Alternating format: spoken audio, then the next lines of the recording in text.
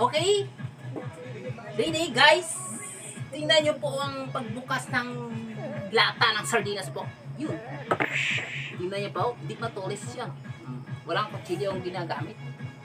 Yung paghahanda namin pagkain ngayong gabi. Gulay kami. Kalabasa with tingnan nyo po ha ang aming recipe. Kalabasa nga may talong nga ito yung kalabasa namin. Lagyan namin tong sardinas ngayong gabi. Wala kami ibang ulam ngayon guys. Diba? So tingnan nyo po ang pagbukas ko sa sardinas na ito.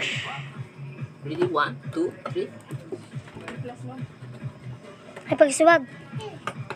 Yan. Yan.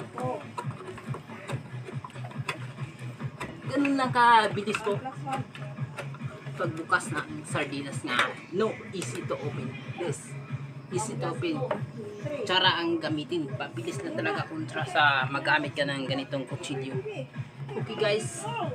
Salamat po sa iyong pagpapanood sa amin. Thank you.